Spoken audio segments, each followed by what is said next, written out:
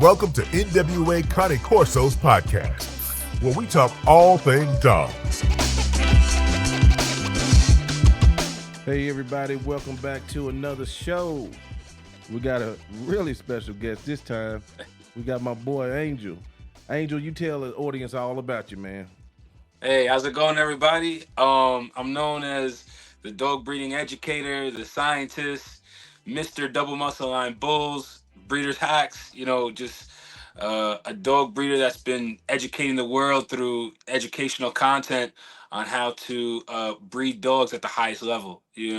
So I think that kind of sums it up. And I do courses and stuff like that, and yeah, I just love what I do every single day, helping other people, breed dogs really well. Yeah, man. Yeah, we appreciate you coming from the platform. I know all of my followers, they're going to be happy to see you because you already pretty much well known, man.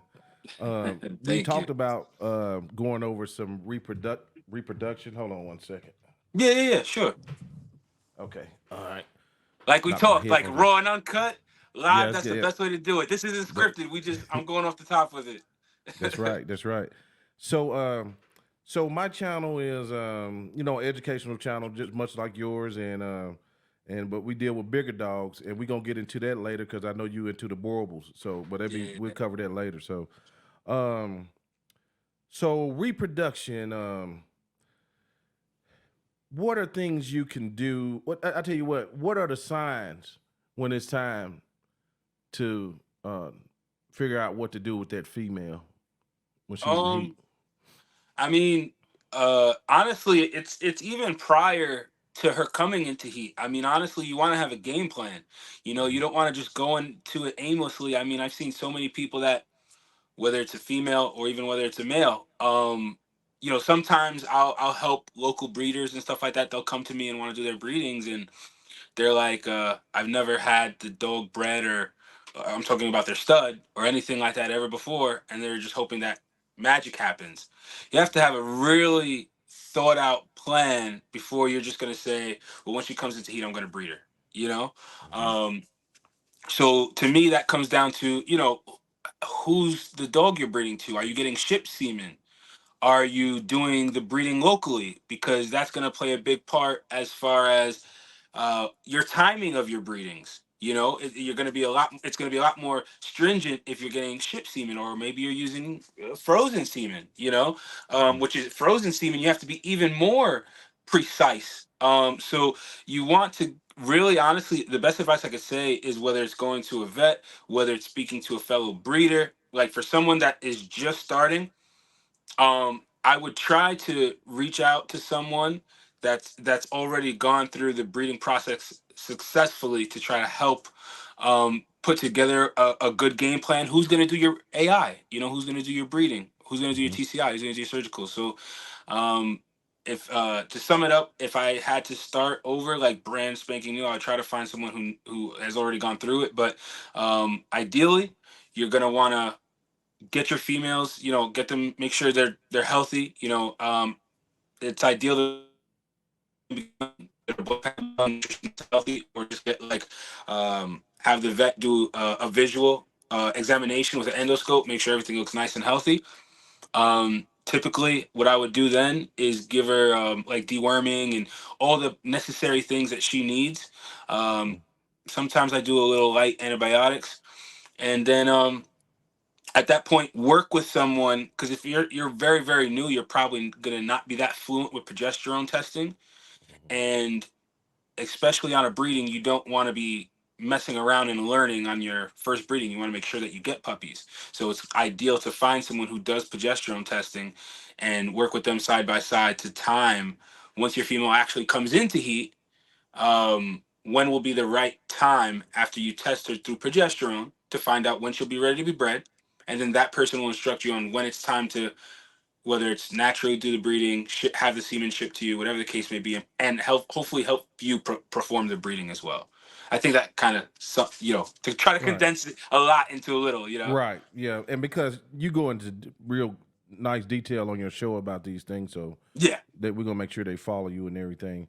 Um, you was talking about ship semen, which with me, when I can't do it in the backyard, I don't take chances. I'm Yeah. yeah, I'm going surgical. If I'm shipping it in, I don't want to miss. I done paid a lot of money for the semen. Yes.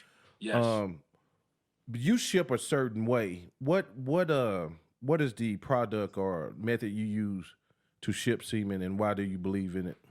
So a few things to what like your comment is one of the things is I used to be a very big advocate for surgical, but what I started to realize and through my studying is actually like if a transcervical insemination is done properly, you're actually inches away from where surgical would be done, and at least with a transcervical insemination, you can do that multiple times rather than a surgical. You really only want to do that once. So actually, I have one right here.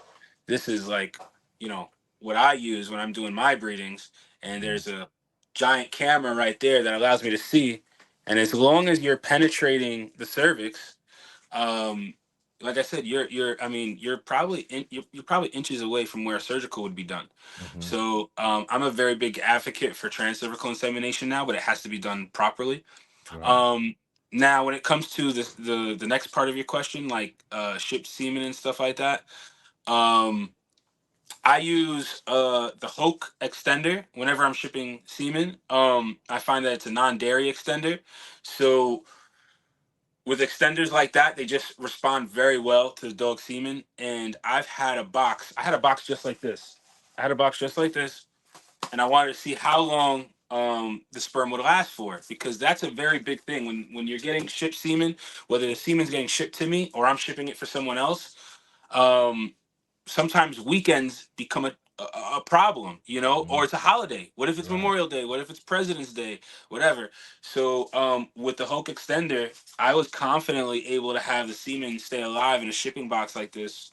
I believe it was for like 7 days, and Oh and wow. and the sperm still be good enough to do a breeding. So that's why I'm a huge advocate for the type of extender used. Like, if you're going to do a breeding with someone else's dog, ask them what extender they're using. Because if they're using a cheap like extender that's used for like cattle or something like that, then you're not going to get much life out of it, which Mm-hmm. is even more stressful. Right. And in your breed, y'all do the bullies, right? Yeah, so I do exotic bullies. Yeah. So I so yeah. so it's gonna be pretty much 100% artificial insemination, right? Yeah, we don't do any natural breedings whatsoever. And I'll explain why. Well, I'll explain one of the reasons why. So when I got into these dogs, I asked my mentor, I'm like, why don't we do natural tie? And he explained at the time when I had gotten in that there was a lot of controversy around this one particular dog, Donkey, that actually uh, contracted a sexual transmitted disease, Mm. so the dog actually became sterile. Mm-hmm. So at the time, at this time, everybody was kind of like we're not doing natural anymore. Like, yes, obviously you can test for brucellosis and things like Mm-hmm. that, but everybody was kind of like, why even bother? We could just do an AI and save everyone the headache.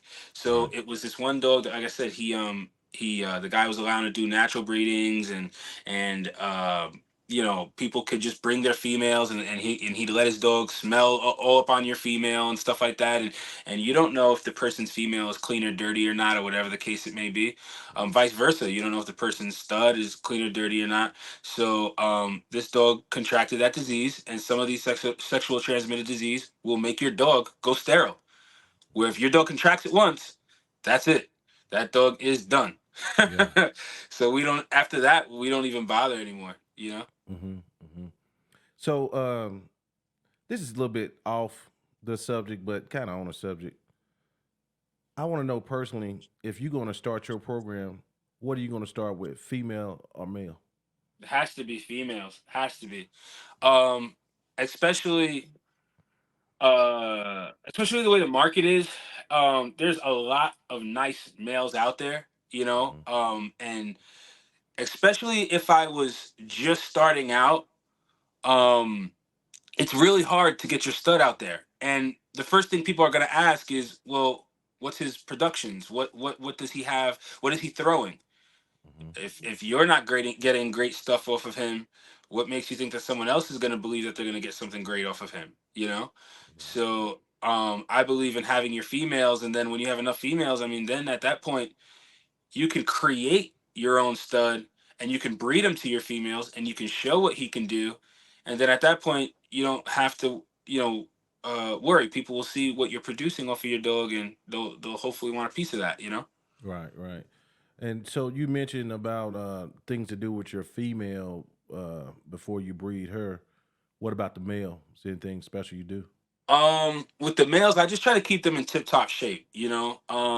There's gonna be, I guess you could say, like, different classifications of males. Like if you have a male that's not really working like that, then you could take it a little bit more easy, in my opinion. He's not really being bred like that. If you have a dog that's being very, very, like, bred quite frequently, I find a lot of breeders don't know how to handle that. Typically, like, what I like to do is I'll keep them on like a stud supplement. I use Repro Stud. Okay. That's one of them. I really like the powder version. If you could get your hands on the powder version, I'll put them on that. I make sure I stay on top of their deworming schedule. Deworming is huge, especially preventing like heartworm, all those things like that. Hmm. What else do we do for the regimen for the studs? Yeah, I want to say, yeah, just like good diet. You know what I'm saying? Like we'll throw in, and I'm not a huge like raw person or anything like that. I think it's great, but I'm not a huge raw person myself. We make sure they get plenty of like vitamin E. Vitamin E is great for sperm production, Tribius terrestris, Hmm. um, things like that. Like I said, just good supplementation, because in the sperm, the stud is losing a lot of trace minerals. So you want to try to replace those trace minerals so that then he can produce the highest counts and the best motility, and morphology of the sperm. You know. Yeah, yeah. Um, what is your worming schedule for your adult dogs? Females, they're always dewormed prior, like when they're in heat before the breedings go down, Hmm. they're dewormed. Yeah. And then obviously a little later when they have their puppies. Now on a regular routine, everybody just usually gets dewormed like quarterly. Okay, quarterly. Yeah, Okay. and but the key though, I think I have some here. The key is, I use a quad dewormer, right? So like this one, I get it compounded from a pharmacy, but you can get quad dewormer from like horizonanimalcare.com. You can get, if you're lucky, your vet will prescribe you Drontal. That's what it's also called. It goes Hmm. by many different names, but essentially it has fendobendazole, pyrazinamide, and pyrantel pomate. So Okay.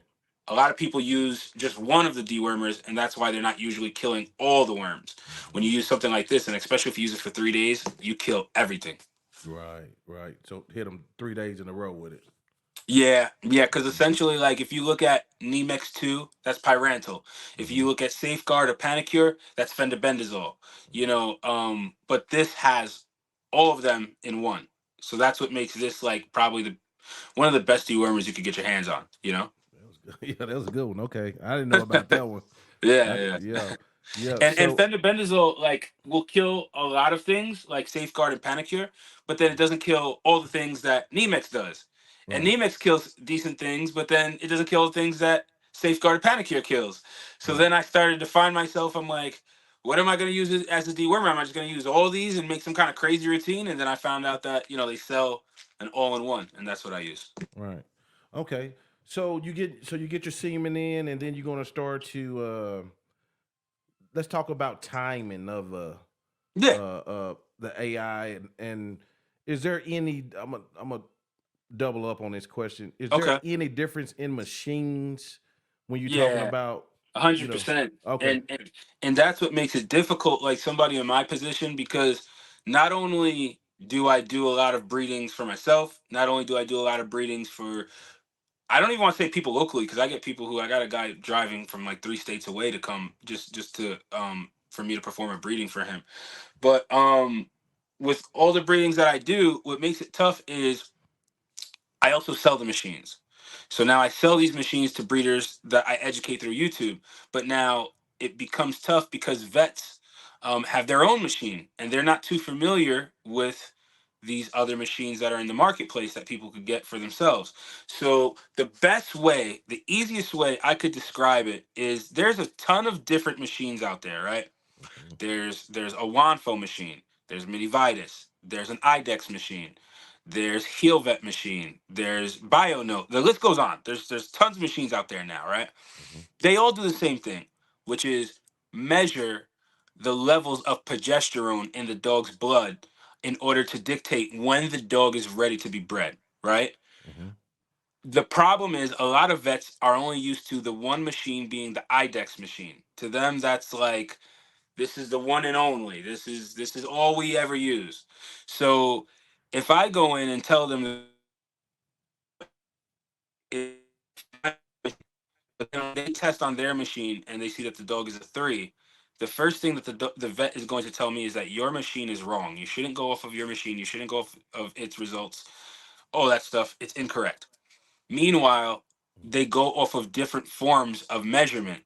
They're measuring the same thing, but at different numbers. So the easiest way to explain this is Fahrenheit and Celsius.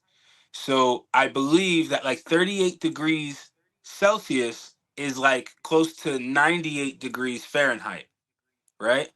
They're Mhm. both around the same temperature, but they're different numbers because they're different measurements. The same exact thing when it comes to these machines. They'll go off of different numbers, but they're all calculating the same thing. And if you can interpret the results on your machine, then you know when is the right time to breed. But then you have to understand that those numbers are going to be different on someone else's machine, if that makes sense. Makes a bunch of sense. Which machine do you sell? So I sell the Wanfo machine. I've been using it for quite some time right now. It's a really good machine. I mean, I like it in the aspect of it's affordable. It has a pretty decent track record. We get tons of dogs pregnant. Mm. And I mean, uh, yet again, like I said, I mean, especially now that it does whole blood, which is huge. I mean, it has some capabilities that even like $15,000 machines can't do. Right. And I mean, as someone like myself, that before I was even doing breedings for anyone else or anything like that, I mean, we saved a ton of money by not having to go to the vet and being able to do our own progesterone testing. So honestly, I'll say it's probably one of the best investments we made into our kennel as far as equipment goes. Right. I think I saw a I think video of. after. Go Mhm. ahead. Sorry. I was just gonna say, I think after like 3 to 5 breedings, depending on how your female's heats are, the machine technically pays for itself because you're going to do progesterone testing leading up until when she's ready to be bred. Then you're going to do progesterone testing leading up until she's ready to have her C-section because it'll tell you when it's time for the puppies to be born as well. Right. So we had one female that she had a split heat where her heat just dragged out for forever. We spent about $1,500 in progesterone testing at the vet, and at that point, that's when we said, Yeah. you know Oh, what, yeah. this could have paid for half of the machine, you know. Right. Right. Right. Boy, that's So nuts. yeah, Oh God. And then see you up north too. Oh yeah, my yeah. God. Like I'm in South. I'm in Arkansas. Oh, okay, Progesterone okay. test for me $40. I don't know how much. Wow. Yeah. Yeah. Yeah. Yeah. It's That's way. at the vet. That's at the vet or like Yeah. local The local breeder. vet. Yeah. Yeah. Yeah. Wow. But you Here go. You got to it's have your like. buddies that do it in their garage. Because you can't always. Your schedule might not permit for you to go to the vet. Yeah, yeah. Yeah. Here, I mean, you're probably looking at least $100, like at a Yeah. vet's office. Right. What about a C-section? How much is a C-section up their way? The C-section prices is actually getting better. Mhm. I would like to say that because now there's more competition, so more vets now have realized that there's actually a lot of money in like there's vets now. There's a couple places that they just specialize in doing C-sections because there's so much money in it. So actually, the price has come down. I would say you could find like a decent C-section for around I want to say like $1,000. I mean, Mhm. there's some places will do it for $600. Okay. Um, Yeah. yeah, yeah. So it's gotten a lot better, but I would say a couple years ago, you should have expected to have paid minimum 25 to like 3,500, and that's not emergency. Emergency, you're paying 5,000 and up. I know someone who paid as high as like 8,000. Mm, mm. boy. Whew. Let me ask you Yep. this. I've seen something where you teach how to increase the size of a litter. Oh yeah. Tell me about that, brother. So, yeah, so I mean, being able to sit in a setting like this rather than trying to orchestrate a quick YouTube video and get straight to the point, Mm-hmm. I could explain a little bit more. So, with increasing litter size, like the biggest thing is that the female generally controls the size of the litter, and then the stud typically controls the sex of the puppies. Mm-hmm. So, typically what we do is two things. So when I'm dealing with liquid nitrogen, like when I'm dealing with my frozen right here, Mm-hmm. if I'm doing like a frozen breeding, because I have dogs that actually have passed away that are in my tanks here right next to me. So when I'm doing a breeding, we can't afford to have anything like the breedings have to take, because once I use straws that are in here off of dogs that are dead, I can't replace those straws. So we want to ensure that the female is going to give us the largest litter that she can. That yeah, that's best way to put it. We want to get the largest litter we can. So Mm-hmm. what I'll do is two things. If it's a dog that's alive, I'll add the AI enhancer. It's called Hoke AI enhancer, and it'll just help the motility of his sperm. So all the sperm get to where it needs to be. Yet again, it's not really going to change the size, because she dictates the size, because she's the one that has all the eggs. All the Mm-hmm. eggs is what turns into puppies.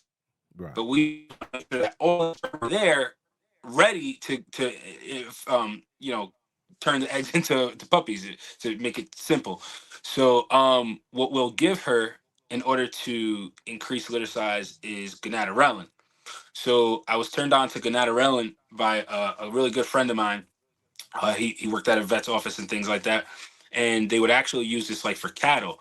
So the thing with gonadorelin is that depending on the book that you're reading, and I'm a very big advocate on getting yourself a veterinary drug handbook, the Plums book, because it gives you all the medicines and the dosages and the information, and any breeder can buy the book.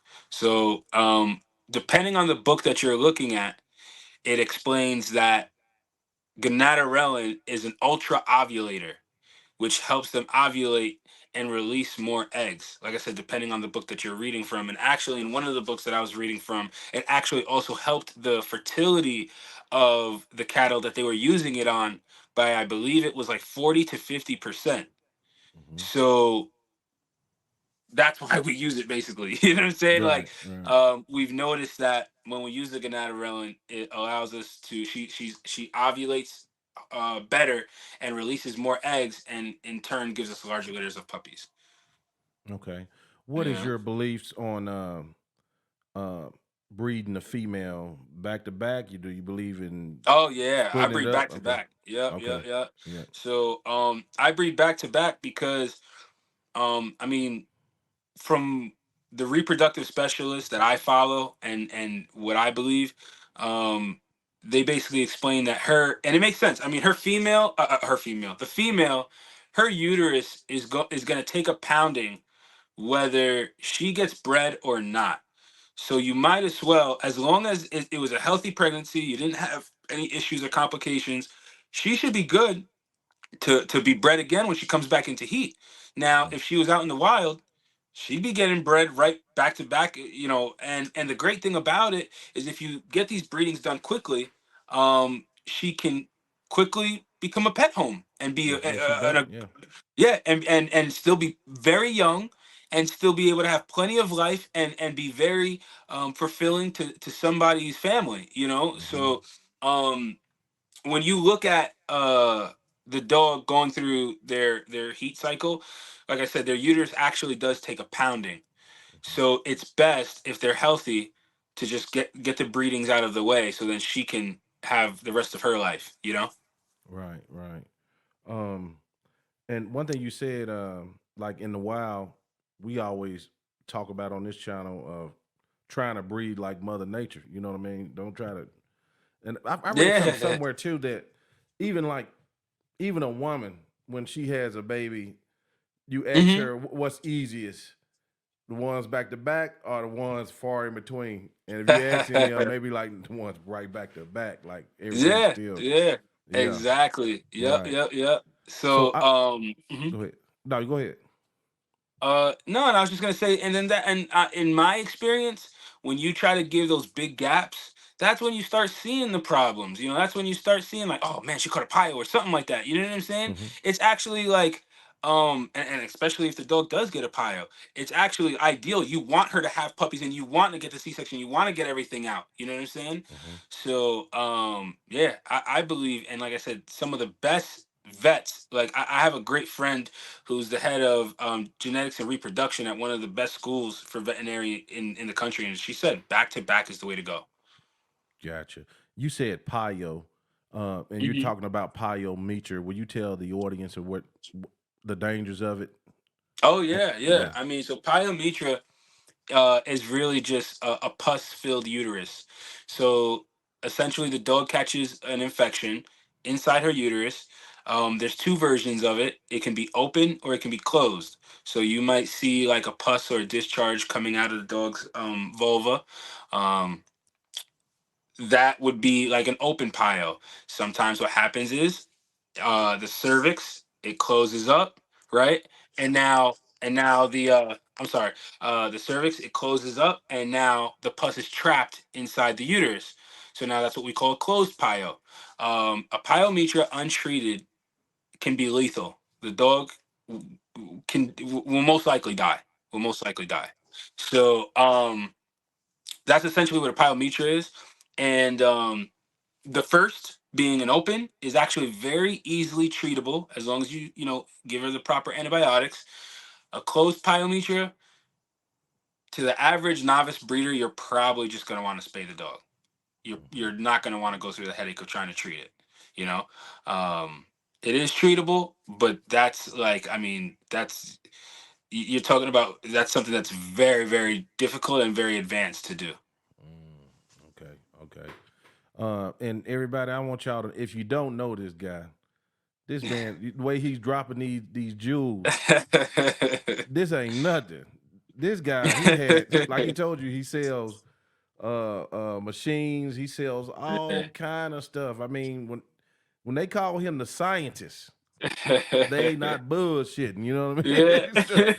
So you even sell pregnancy tests? Do you still sell those? And Yeah. So how yeah. accurate are those? So we have a new batch of pregnancy tests. They're called Belly Labs. I thought, I have one. So these are the Belly Labs ones. So they're actually like the company's very proud that they actually have a 96% accuracy on them. Mm-hmm. So, I mean, I'll tell you what. Two things. The first thing is with this. This is really cool because even if you don't know how to draw blood, you don't have to know how to draw blood Mm-hmm. because there's a little prong that's in there that all you do. It's like a diabetic test strip. You put it on the dog's gum, you press it, you click it, and then you let go. It'll cause the dog to just give a few drops of blood. You're gonna put that on the cotton swab, and then you'll be ready to do your test basically. So you Mm-hmm. don't even need to know how to draw blood. That's the only way you can do a relaxin test to confirm pregnancy is through blood. There's not a urine test that's accurate to tell if the dog is pregnant or not. You Right. know, but what I was just gonna say is, yeah, basically everything that we use here, we basically sell on our website. You know, Mm-hmm.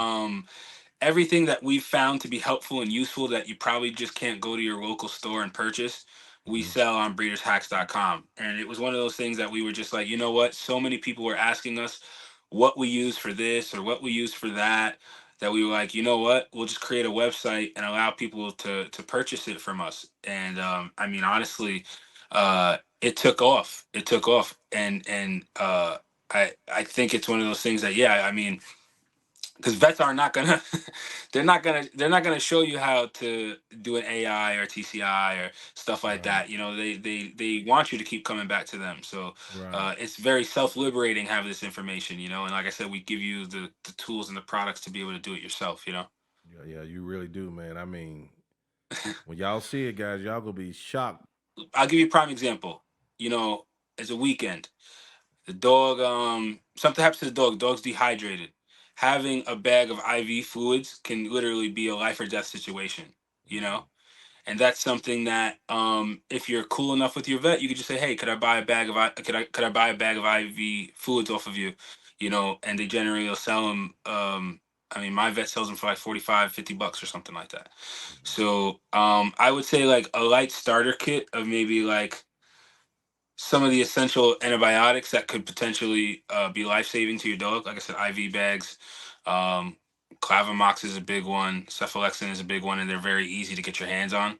Mhm. Um, the next thing I would say is I gotta say, honestly, having a progesterone machine. Like Yeah. that Yeah. to me has been huge. And I'll Mhm. explain why is like not only has it been great for me because you gotta remember I do C-sections for my breed. So Mhm. we can't mess around and wait till she naturally has the puppies. We have to Right. be able to time exactly right before the puppies are born. So if you have a progesterone machine, you can time literally to the day when you will have your puppies. So that's been huge. We've saved so much money, as well as being able to time when is the best time to do our breedings. Because yet again, sometimes we're doing live breedings, sometimes we're doing chilled semen where they ship it to us, and Mhm. sometimes we're doing frozen semen. And actually, you're going to breed at a different time for those three different forms of semen that's being shipped to you. You Okay. know, Can you go into that a little yeah. bit? So for yeah, yeah, yeah. So like in in-person breeding, if I have the stud, I mean we can start breeding theoretically right away at more of the lower numbers, especially Mhm. if we're gonna do like a couple breedings, you know. Now, if I'm getting ship semen, I might only have one shot. I might be able to cut it in half and maybe do two breedings. But you want to make sure that so live breeding, I can start like right here. You know, chilled semen, I have to breed a little bit higher, more towards her fertile range because of the fact that I might only have this one shot. Mhm. Now, when it comes to frozen semen only survives for it survives for damn near half. I don't even think half the amount of time that that like actual live semen survives for. And for those that Mhm. don't know what frozen semen is, it's essentially semen off of a dog at a later date in time that was cooled down, was basically cryogenically preserved so that the semen can survive for a lifetime. I believe that there was a litter of puppies that were born off of a stud dog that's been dead for over 29 years. Mm. So obviously that dog's been dead for 29 years. They were still able to have the puppies because the semen was frozen. The problem is that the semen that's frozen doesn't last for a very long time. So you have to make sure that you're breeding at the most fertile window. So that's why most vets will only, pretty much all vets will only do a surgical with frozen or a transcervical with frozen. Mhm. And it has to be, yet again, like I said, at her, like you only typically get one shot with this, you know? Right. So you want to breed a little bit higher up on the scale, I guess you could say. Right. Right. Um. So, do you guys do a health testing in your breeds? Um, it's not as what's the word I'm looking for? Like it's yeah, it's not as big as in like a lot of other breeds, to be honest. Okay. It's yeah, it's really not. You know, it's really more of the ethics of the breeder themselves if they decide to do health testing or not. You know. Okay. Okay. Yeah. Yeah. We kind of Yeah. watch it in ours for we got a couple things that could be detrimental. There, I mean, in my breed, like there's definitely a lot that I see because you know people ask me my opinion and so on and so forth. Hmm. Our dogs ourselves, we've been pretty good about not really having any health problems. If I am concerned about something, like say it's bad hips, or say uh, whatever the case it may be, I can't think of anything off the top of my head, but I have no opposition with getting health testing done. You know, Hmm. Hmm. um, especially when I do like a tighter breeding. I would say honestly, like in my breed, and I work very closely with like the English and the French bulldogs. Like the, Hmm. the biggest thing that they're testing right now is honestly is DNA. they're Oh testing yeah, for the colors and stuff like colors. Yeah, that. Yeah, I right. mean, yeah, I don't really. For me, if you understand colors, I mean, in my opinion, you could always like that's kind of secondary to me because I always as long as you know how the colors work, you could always get the colors in your dogs. That's not really That's right. hard. And then two, it's an exotic breed, so it's not going to be like how it will be how we look at things if it's a working dog. And speaking of working Exactly. dogs, you into the Borbles now. Hey y'all, he had joined the big Yeah. dog community. Yeah. Yeah. How you like that so So far, brother? How far along are you in that program? So I just got my first female. I mean, like I, I think every dog has its place. You know what I'm saying? And I started like just to backtrack. When I first got into the bullies, I mean, we were breeding big extreme standard dogs. I mean, I'm talking about like 100-pound dogs that were maybe 18 inches. Um, but I mean, just extremely girthy, still very intimidating, Hmm. and served a purpose. You know what I'm saying? Like these dogs, like you could have a bully of that stature, and it would make a great house dog. It would make a Yeah. great protector of the property, things like that. Hmm. And it just slowly changed into now where the exotics, where we breed for a structure, a type of dog that's just, I mean, it's a toy sized dog now. You know what A I'm saying? companion dog. But for me, it's so. I'm sorry. What was that? I said a companion dog, more like, right? Yeah, exactly. Hmm. Yep, Hmm. it's a companion dog now. Hmm. But I will say, if you follow closely with the exotics, they're moving into a more healthier direction. I Okay. feel like um, the the Frenchies now are the ones that are kind of under a lot of health issues. I feel like the exotic bullies, the community, starting to wisen up a little bit, and they're starting to the dogs that they're choosing that are now more of the top dogs are dogs Hmm. that have full tails, dogs that can breathe, dogs that have movement. So I think it's going to go in the right direction. It has to. It has to. Yeah. Um, and then and I'm just like that. I'm a creator. I like to create stuff, so that's Okay. why I love the exotic bully, because I have creative freedom. I don't Right. like to be bound by certain things, at least when it comes to the bullies. Right. But back to the Borbal. I'm sorry. No, it's good. It's um all good.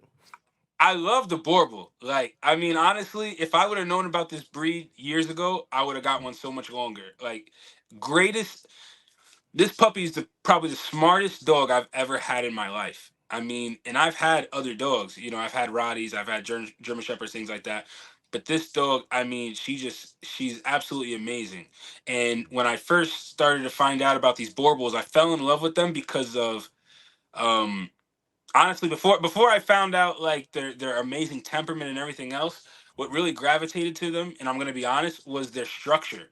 I loved the structures on these dogs. When I saw them, I'm like, whoa, like, wait, this is a Mm-hmm. mastiff, but with this much girth, this much bone Hmm. on this big of a dog. I'm like, whoa, like it kind of to a degree reminded me of like the girth of like that we like on like the bullies and stuff. You know what I'm saying? You can find some Borbals with some very very nice substance on them. So and to be able to still be very functional and be able to serve a purpose. And I stumbled upon them because I was looking for a dog that would be a good protector for my home, for my family and things like that. And I mean, they're just, yeah, I fell in love with them so much I wanted to actually breed them and produce put my little spin and my little twist on the Borbal, I guess you would say. Cool. Yeah. So I Yeah. yeah, so I got my first female. She's if you go on my Instagram and you look, she I was smart. What I did was I made sure that any breeding I went with, I was looking for the first pick. I wanted first pick female. I wanted something that the breeder was gonna keep, you know? Mhm. Um, and I got That's her. right. That's what's up. That's what's up. I just did a show with a Corso guy, and he started with the Borable because like a lot of times in the Corso, people think the Corso is really really big, but they really, man, 140. That's a big Corso. You know what I mean? They usually 130 Yeah. males, 115 females. So he kind of said, "Yeah, I was getting so many requests for they don't want the ears cropped, they want a bigger dog. And he said the Borbal was it. And he actually said it was probably more confident dog than the Corso, is what he told me. Yeah, great Mm-hmm. dog. I mean, great dog. And that's what made me want to breed that particular dog as well, was the fact that this is something that like I would love to be a part of helping preserve the integrity of these dogs, you know, making sure that these dogs stay. I would love to be able to replicate the experience that I got with my dog. You know, being able to and add my flair and flavor to it. You know, Right. like I said, an amazing dog, an amazing dog. Like I said, I was lost for words when I first saw them in person. Yeah. Massive, confident, yeah, all that stuff. Right. Now let me get into this because I know I only got you for a short time. Yeah. Could you tell the audience specifically about is it called the Breeder's Hack, where you buy all the product, go see the products?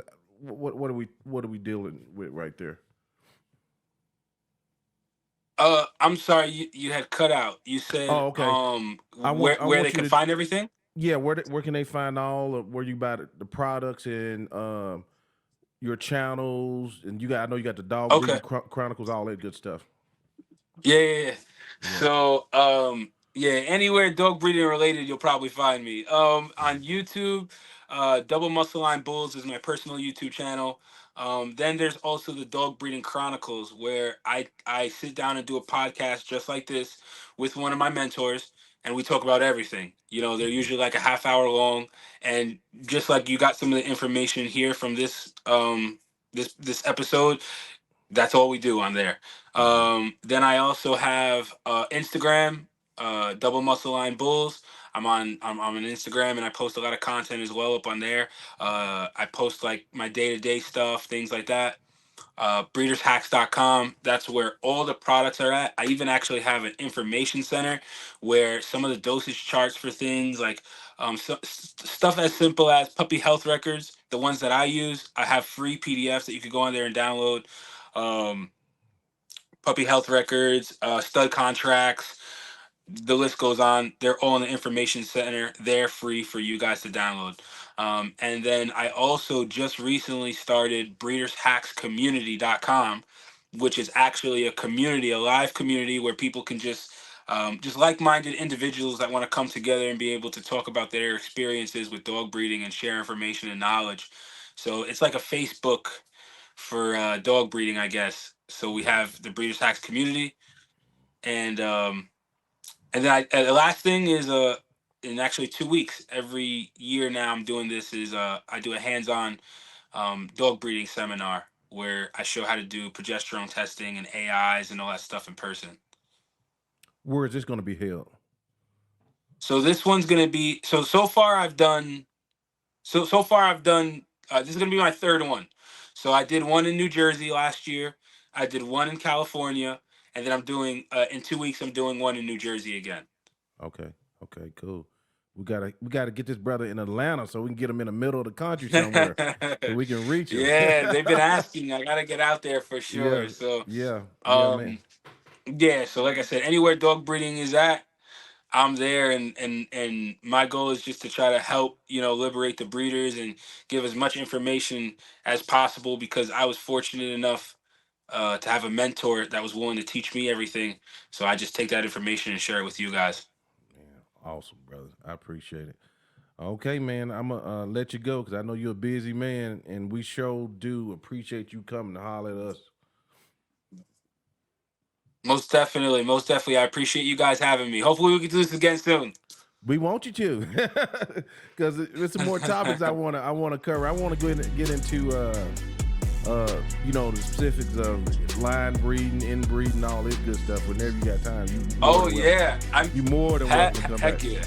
Yes, sir. Heck yeah. I'm a big advocate for that breeding till it breaks thing. We'll talk about that. Right.